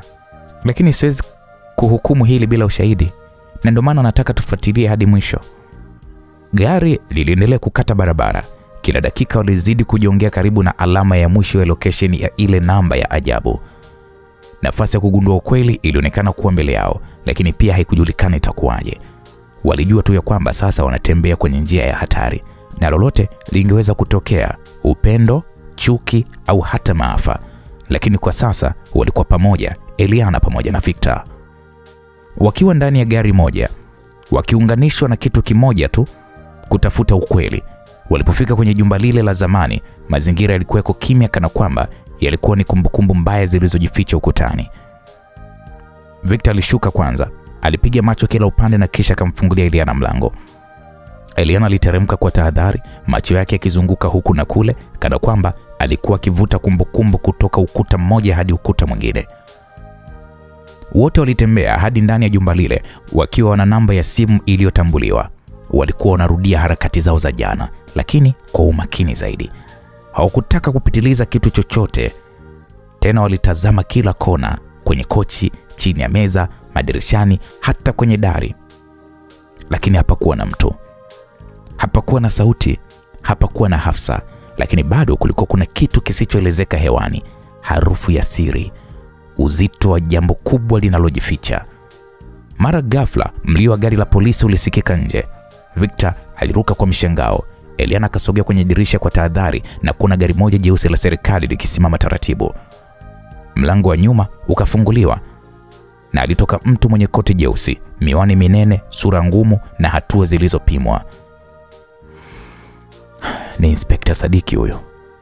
Victor aliguna kwa sauti ya chini. Hili sasa si zuri. Eliana hakusema chochote, alimtazama tu Victor kwa mashaka, macho yake yakiuliza kimya kimya, tufanye nini sasa? Muda mfupi baadaye, mlango wa nyumba uligongwa. Tena uligongwa kwa heshima ya kijeshi. Victor alifungua na uso wa Inspekta Sadiki ukaingia ndani kwa jicho la uchunguzi, kama jicho la tai aliyekifumania kitoweo kwenye kichaka. Hii ni nyumba ya nani? Sadiki aliuliza kwa sauti tulivu lakini yenye uzito. Victor alichelewa kulijibu hilo swali, na kabla hajaweza kufungua mdomo, Eliana akasema kwa utulivu, hatufahamu mmiliki wa hii nyumba, ila hapa ndipo tulipopata location ya simu kabla Hafsa kupotea. Sadiki aliwatazama kwa mshangao. Hafsa, yule binti aliyoonekana mara ya mwisho na Victor? Hapo Victor alikunja uso kwa hasira. Nilikuwa na yeye tu na sikumfanyia kitu chochote. Msaidizi wa Inspekta Sadiki alikuja pembeni na kumnong'oneza kitu. Sadiki alikunja uso zaidi. Una uhakika kuwa huyu dada ni nani?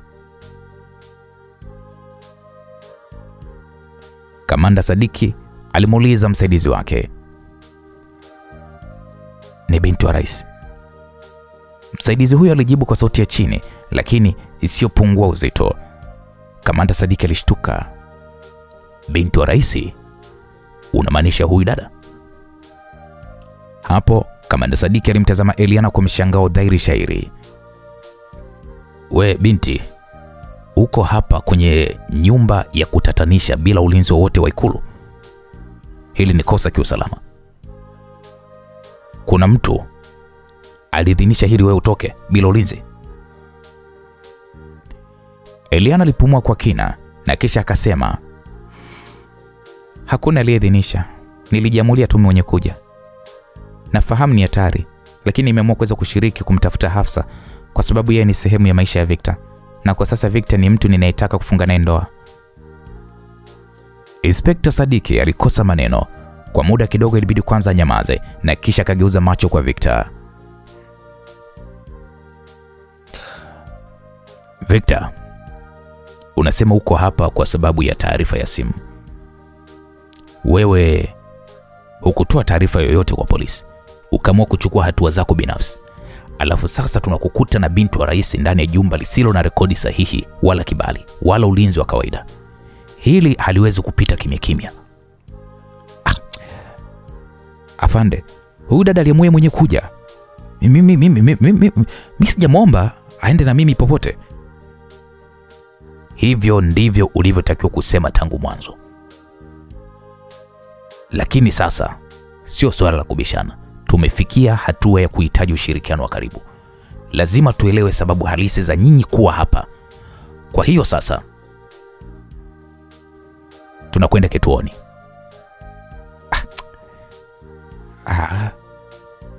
Ni Nyamwezi kuniambia nifanye nini jamani? Mbona nyinyi wenyewe bado hamjajua Hafsa yuko wapi? Eliana amesema ukweli. Msaidizi wake ilibidi aingilie. Naona hajaficha chochote. Ni kweli anatarajia kufunga ndoa na Victor. Victor alimkazia macho Eliana, hasira na kukata tamaa vikiwa vimechanganyikana ndani yake. Eliana, kwa nini umemwambia kila kitu? Haya mambo sio ya kwao, hayawahusu. Eliana alimkazia macho Victor kwa utulivu.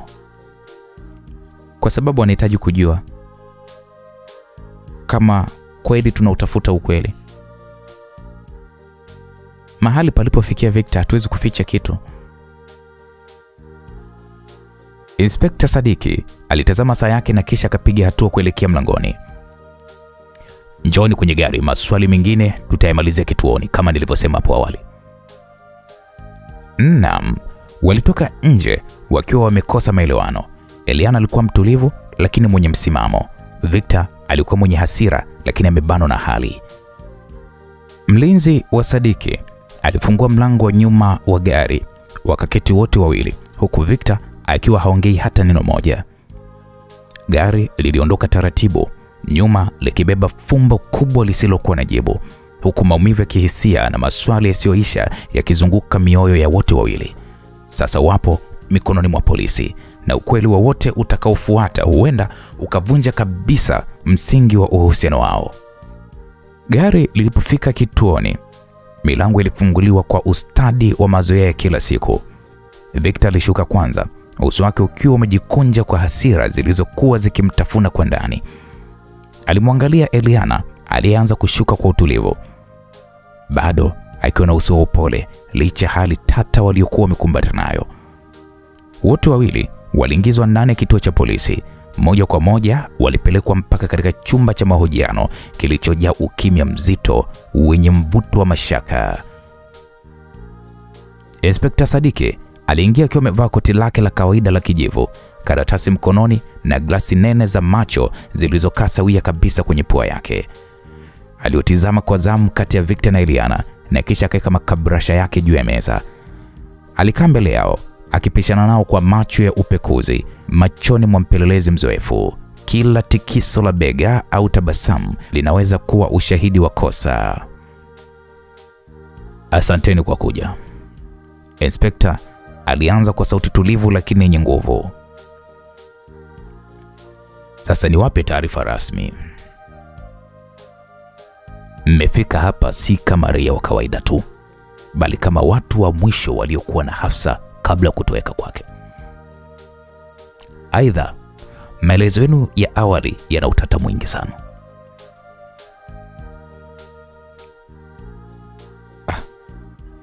Inspekta, unamaanisha nini kusema kwamba yana utata mwingi? Mara ya mwisho alionekana hotelini na wewe, na baada hapo Hafsa hakurudi nyumbani. Ukasema ulilala naye chumbani, lakini baada ya kutoka muda mfupi haukumkuta tena Hafsa mule chumbani, ukakuta damu chumbani. Je, hukusikia chochote? Hakuna mlio, hakuna harufu, hakuna kitu kilichokupa wasiwasi? Inspekta, mbona mimi hayo nishasema kila kitu? Hapakuwa na kitu chochote kilichoashiria yupo hatarini. Hakuna. Hapo Eliana akainua mkono kwa adabu kidogo. Naomba nichangie. Inspekta Sadiki alimgeukia kwa umakini. Okay, ongea. Victor alikuwa na mawasiliano na Hafsa kama mpenzi wake wa muda mrefu, lakini sasa mimi ndiye mchumba wake. Tena tuna mipango ya ndoa. Nadhani mtu ambaye hakuwa ameridhika na mabadiliko haya ndiye anayehusika. Mimi sihusiki na kutoweka kwa Hafsa, wala Victor hahusiki pia kutoweka kwa Hafsa. Inspekta Sadiki alinama mbele, mikono yake ikiwa imeshikilia kalamu kwa vidole viwili. Hilo sisi tunalifahamu vizuri, lakini kile tunachotaka kuelewa ni kwa nini simu iliyotumika kumtumia Victor ujumbe kuhusu Hafsa ilikutwa kwenye mkoba wako, Eliana. Hapo Eliana alitazama chini kwa sekunde chache na kisha akasema, sijui. Simu hiyo mimi sikuweka mimi. Ilikutwa kwenye mkoba wangu, lakini mkoba wangu mimi unapitiwa na watu wengi. Vijakazi wangu, walinzi, hata Grace msaidizi wangu. Kwa hiyo nisingeweza kujua kama kuna mtu aliyeka kitu humo kwa makusudi. Hapo Victor alimwangalia Eliana kwa jicho la mashaka. Kwa hiyo unamaanisha hujui kabisa imefikaje simu humo, si ndio? Nimesema ukweli, Inspector.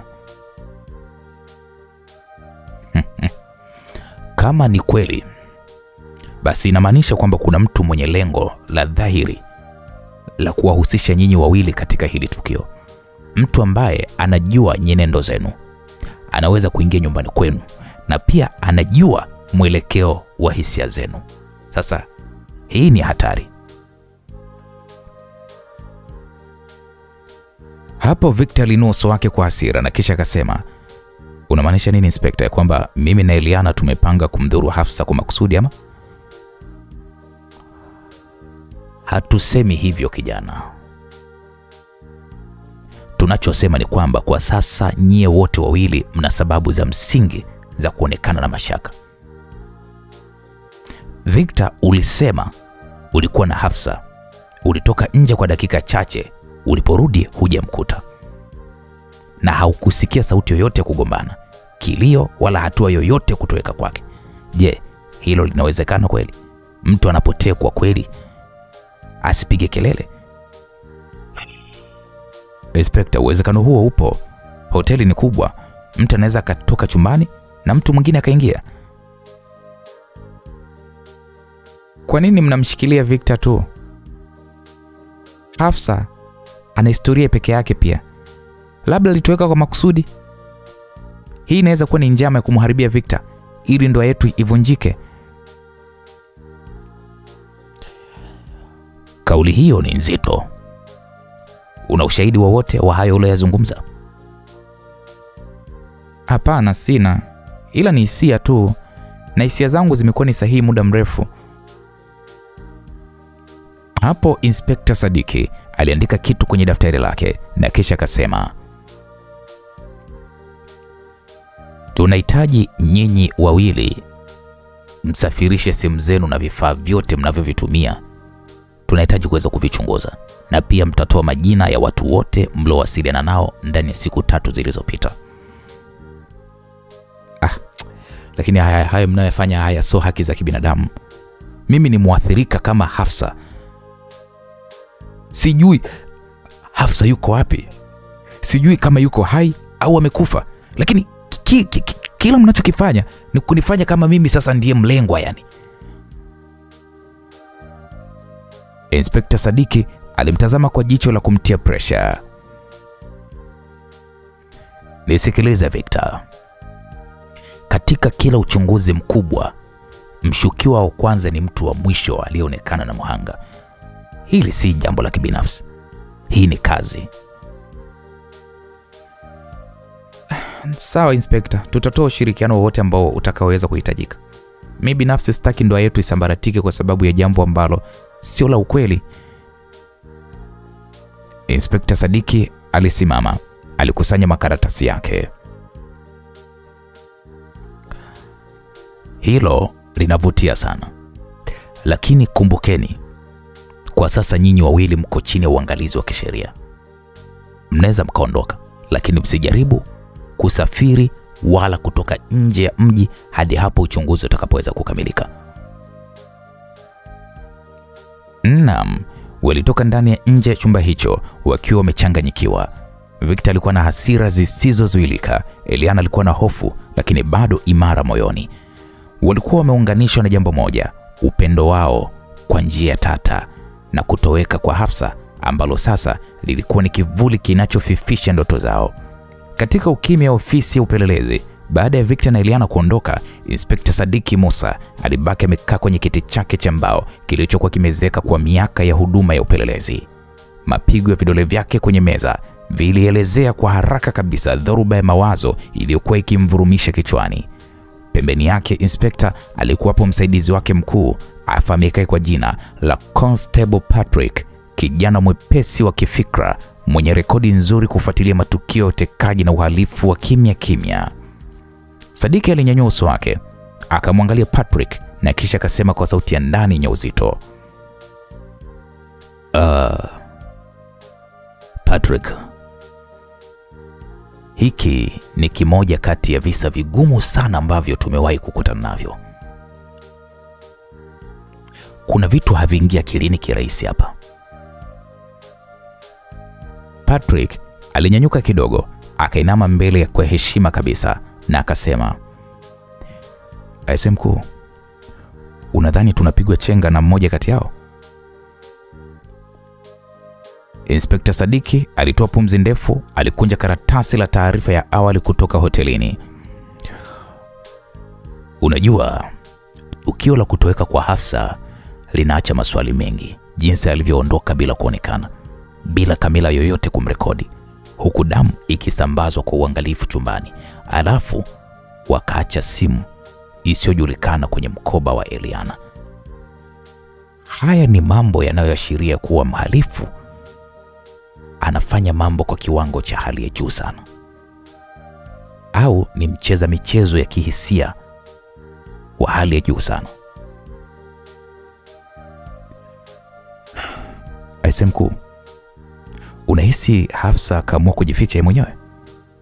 Inspekta Sadiki alitikisa kichwa kwa taratibu, macho yake yakikodolea mbali isiyojulikana, kana kwamba alikuwa anapiga picha ya tukio kichwani mwake. "Sasa unajua, hilo ni wazo mojawapo. Kuna uwezekano mkubwa kwamba Hafsa yeye mwenyewe alitoweka kwa makusudi ili kuharibu ndoa ya Eliana na Victor. Alishajua Victor anataka kumwoa Eliana, kwa hiyo akatengeneza mazingira ya kuonekana ametekwa au ameuliwa ili angalau ndoa hiyo isifanyike." "Lakini mkuu, kama ni hivyo, kwa nini kutokee damu? Kwa nini simu hiyo ifichwe kwenye mkoba wa Eliana? Unajua hilo sio jambo rahisi hata kidogo mkuu." "Na ndio maana napata mashaka na Eliana pia.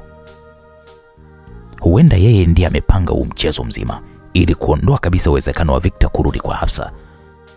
Lakini kwa hadhi yake kama binti wa rais, kumchukulia kama mshukiwa inahitaji ushahidi wa kweli na sio hisia au mashaka ya kawaida. Kumbuka yule ni binti wa rais." Hapo Patrick alijikuta akitetemeka kidogo kwa heshima ya jina la rais. "Sasa mkuu, basi hapo tunahitaji kuwa waangalifu sana ujue. Hatupaswi kufanya kosa mkuu. Ukiwakamata watu kama hawa kwa haraka, unaweza ukapoteza kazi yako au hata maisha." "Najua swala hili lina mkorongo wa hisia nyingi sana. Kuna mapenzi, kuna siasa, heshima ya familia ya kitaifa na pia utu wa Hafsa. Kwa hatufanyi kazi rahisi hapa. Tunachopambana nacho hapa ni love triangle inayotishia kuvunjika kwa misingi ya maadili na utawala. Victor sio mtu wa kawaida. Victor ni kipenzi cha jamii, ana historia nzuri kwenye jamii. Eliana ni binti wa rais. Hafsa naye ni binti aliyekuwa mpenzi wa Victor kwa muda mrefu, na sasa kivuli kinachotishia kila upande. Kwa hiyo mkuu, tunaanzia wapi sasa?" "Tuendelee kufuatilia ile simu na pia tuanze kuchunguza maisha ya nyuma ya Hafsa. Marafiki zake ni akina nani? Alikuwa na mawasiliano gani wiki mbili kabla ya tukio? Na pia inatakiwa tuweke kando hadhi ya Eliana. Anza kuchunguza mazingira ya ulinzi wake wa hiyo siku. Ni kweli hakuwa na escort wake? Ikiwa hakufuata taratibu, kuna jambo alilokuwa analificha." Patrick aliandika kila kipengele kwenye daftari lake dogo. "Lakini pia tunahitaji pia kuangalia CCTV za jiji kwenye maeneo ya hotelini, kwenye nyumba ile ambayo Victor aliifuata kwa location pia, na kwenye mitaa ya karibu pia. Huenda tukapata sura isiyojulikana."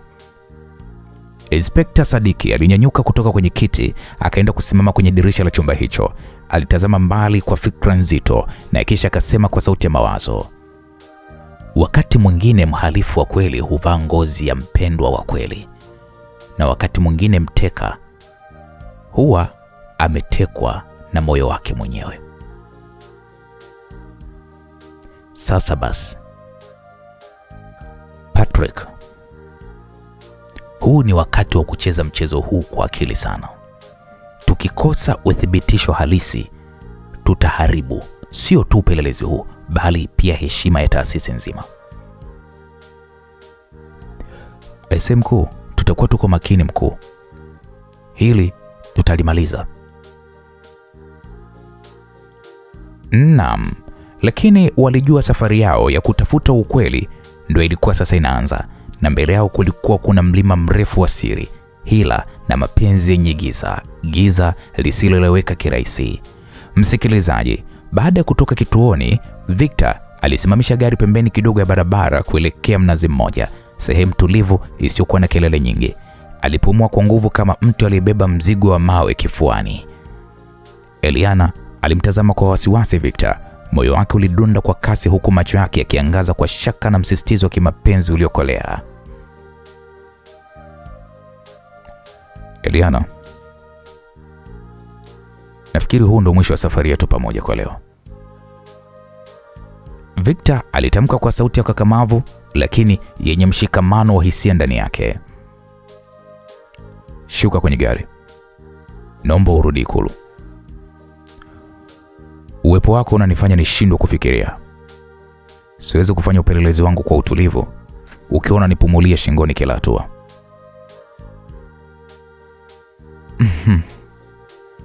Hapo Eliana alitabasamu kidogo, tabasamu la huzuni na upole wa hali ya juu. Alimtazama Victor moja kwa moja machoni, sauti yake ikiwa ni ya upole iliyochanganyikana na ujasiri.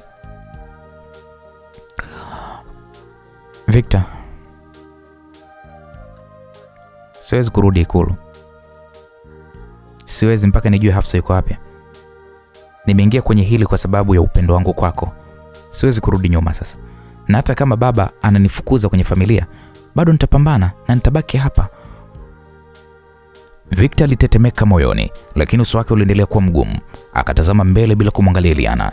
Alikosa maneno, na kwa muda ukimya ulitawala kati yao, huku hewa ya Dar es Salaam ikipuliza kwa kasi ya jioni.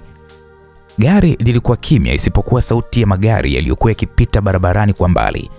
Kwa hasira iliyochanganyikana na kutokuamini, Victor alitupia macho kwa Eliana kwa haraka mno. Sikiliza Eliana.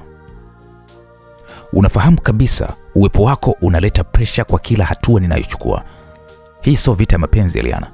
Hii ni vita ya maisha. Kuna mtu ametoweka hapa. Kuna uhai huko hatarini. Alafu wewe unaleta hisia kwenye kila kona uchunguzi huu. Naamini katika haki. Victor, naamini pia katika wewe. Naamini ya kwamba Hafsa atapatikana.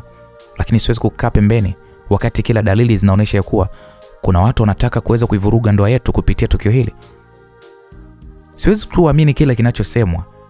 Nahitaji kuona mimi mwenyewe pia kwa macho. Hapo Victor alizidi kuchanganyikiwa. Aliwasha gari kwa hasira, akavuta gia kwa mkono wa nguvu kana kwamba anapambana na roho yake mwenyewe.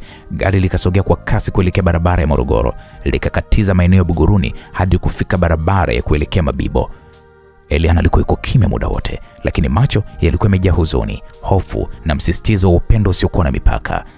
Alimtazama Victor huku akiwa anapapasa mkoba wake kana kwamba atoe kitambaa au chochote kitu alichokibeba ili kimpatie faraja, lakini hapakuwa na cha kutoa zaidi tu ya kuwa mpole. Victor alipofika karibu na roundabout ya Mabibo External, alishusha pale sauti kidogo kwa uchovu wa kiakili. Unajua Eliana, maisha hayawezi kulazimishwa. Najua unajitahidi sana. Najua unajali sana. I know. Lakini kuna sehemu nafikia najiuliza kwamba je, haya yote yanafaa? Hafsa ametoweka na hakuna anayeonekana kujali kuhusu ukweli. Wote tunahangaika na hisia. Victor, sihitaji uamini kila ninachokisema leo. Lakini usiniache kando. Tafuta ukweli, fanya upelelezi wako, lakini tafadhali nisikie, nipate, nielewe. Usiwe kama wengine wanaoniangalia kama binti wa rais tu. Mimi ni Eliana tu, Eliana kama Eliana wengine. Mwanamke anayekupenda sana. Gari nilifika mbele ya geti la nyumba ya kina Hafsa. Victor alipunguza mwendo, akapaki mbele ya geti. Walinzi wa mtaa walikuwa wamekaa mbali kidogo wakipiga stori zao za kawaida. Geti lilikuwa limefungwa, lakini taa ndani ya ua ilikuwa imewaka, ishara ya kwamba watu walikuwepo ndani. Victor aligeuka na kumtazama Eliana. Ukitaka nikuache hapa, nitafanya hivyo. Ukiona bora urudi Ikulu, nitakupeleka. Lakini ukibaki, basi ni kwa sharti moja. Utafuata utaratibu. Hatutakiwi kuruka hisia kwenye kila hatua ya uchunguzi. Hili ni jambo zito. Ni maisha ya mtu, sio sinema mapenzi. Nipo tayari kufuata hilo. Nataka nijue Hafsa yuko wapi. Na kama yuko salama pia, nataka kujua. Victor kusema kitu, alishusha pumzi ndefu, akashuka kutoka ndani ya gari, huku macho yakikodolea geti la familia ya Hafsa kwa mashaka. Kivuli cha usiku kilizidi kuongezeka na moyo wake ulikuwa umejaa maswali, si tu kuhusu Hafsa, bali pia kuhusu nani hasa alikuwa wa kumwamini kwenye vita hii ya mapenzi, siasa na usaliti. Waliingia ndani nyumba hiyo ya kawaida tu ya Uswahilini kwa hatua za polepole, ukimya mzito ukiwa umegubika kati yao. Harufu ya sabuni ya unga iliyochanganyikana na moshi wa jiko la mkaa kutoka jikoni mwa jirani ilizidi kufanya mazingira yawe halisi na ya kawaida kabisa. Lakini mioyo yao ilikuwa ni mizito walipofika sebuleni. Walimkuta Mama Hafsa, maarufu kama Mama Mweusi, alikuwa amekaa kwenye kochi la katikati akiwa ameshika album kubwa ya picha za familia. Macho yake kibubujiko na machozi taratibu kabisa. Picha alikuwa anitazama kwa umakini ilikuwa ni picha ya Hafsa kipindi hiko alipokuwa mdogo. Alikuwa amevaa sare ya shule, akitabasamu kwa furaha mbele ya kamera. Victor na Eliana waliposalimia, Mama Mweusi alinyanyua uso wake pole pole. Alipotazama, alimwona Victor pamoja na Eliana wako mbele yake. Je, nini kilichoweza kuendelea? Hata mimi sijui. Mama Mweusi, unaweza kumuita kungwi. Macho kwa macho, Victor na Eliana hawa hapa. Bwana, itakuwaje? Nani amemteka Hafsa? Hafsa yuko wapi? Au kajiteka mwenyewe? Au itakuwa Victor ndo amefanya huu mchezo? Au Eliana ndo atakuwa amefanya huu mchezo? Au kuna mtu mwingine ambaye anataka kuwagombanisha ndo amefanya huu mchezo? Mimi sijui, ila tutapata majibu katika sehemu inayofuata. Itakuwa ni sehemu ya 10. Mimi naitwa Uncle J. Asante kwa time yako. Kwa heri kwa sasa. Bye bye.